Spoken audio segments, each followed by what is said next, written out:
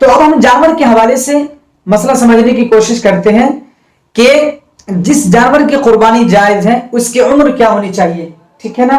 اسی طریقے سے کس جانور میں کتنے لوگ شریک ہو سکتے ہیں، یا اسی طریقے سے کس جانور کی قربانی جائز ہے۔ تو سب سے پہلے ہم جاننے کی کوشش کرتے ہیں وہ جانور جس کی قربانی جائز ہے۔ اونٹ ہے، بھینس ہے، اسی طریقے سے بقر ہے، غنم ہے۔ بھینس کی طرح جو سفید ہوتے ہیں وہ ہیں، یا بکرا ہے، بکری ہے، بھیڑ ہے، دمبا ہے۔ تو اس سب کی قربانی جائز ہے۔ جب یہ سب کی قربانی جائز ہے تو پھر اس کی عمر کیا ہونی چاہیے؟ تو اونٹ کے بارے میں مسئلہ یہ ہے کہ اونٹ کی عمر کم سے کم 5 سال کا ہونا، ٹھیک ہے نا؟ 5 سال سے اگر 1 منٹ 1 سیکنڈ بھی اونٹ کی عمر کم ہے تو پھر اونٹ کی قربانی جائز نہیں ہے۔ بھینس اور بھینس کے جو سائز کے ہوتے ہیں، غنم، بکر، ٹھیک ہے نا، بکر جو ہوتے ہیں، تو اس کی عمر کم سے کم 2 سال چاہیے۔ 2 سال سے 1 منٹ 1 سیکنڈ بھی کم ہے تو پھر بھینس یا بھینس کی طرح جو اس قسم کے، اس عمر کے یا اس سائز کے جو دکھتے ہیں، ٹھیک ہے نا، اس کی قربانی جائز نہیں ہوں گے اگر 2 سال سے کم ہے تو۔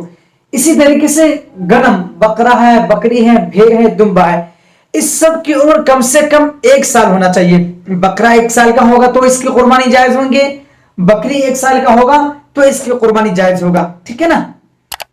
البتہ دمبا کے بارے میں حدیث میں آتا ہے کہ کوئی دمبا ایسا ہو جو کہ موٹا ہو، فربا ہو، تازہ ہو، اور دور سے دیکھنے میں ایسا لگ رہا ہو کہ وہ سال بھر کا ہے، دور سے دیکھنے میں ایسا لگ رہا ہو کہ سال بھر کا ہے، تو اگرچہ وہ 6 مہینے کا رہے پھر بھی اس کی قربانی جائز ہے، لیکن بہتر یہی ہے کہ بکرا کیا جائے اور عمر مکمل ہو تو کیا جائے تو بہتر ہوں گی، ٹھیک ہے نا؟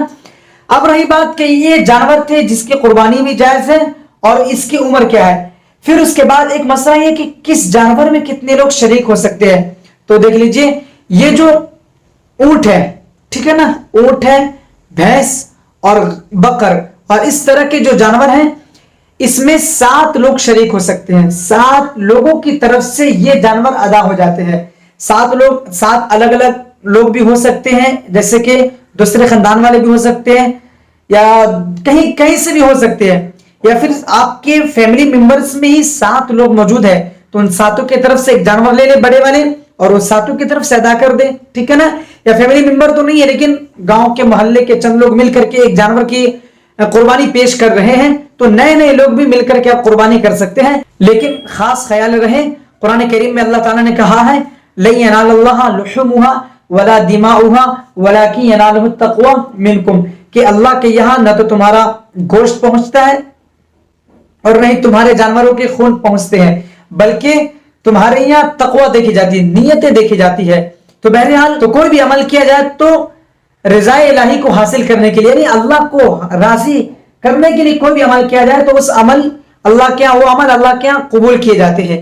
اس کے علاوہ کوئی ایسی نیت سے قربانی کی جائے، شہرت کے لیے، دکھاوے کے لیے، یا شرمندگی سے بچنے کے لیے، یا پھر لوگ پوچھے تو وہ کہہ سکتے کہ ہم نے بھی کیا، تو اس یہ نیت ہے یا سامنے یہ سب مسئلے ہیں تو پھر قربانی کرنے کا کوئی فائدہ نہیں آپ کو، ٹھیک ہے نا؟ تو اگر نیت میں خلل ہے تو درست کریں اور صرف اللہ کو راضی کرنے کے لیے قربانی پیش کریں۔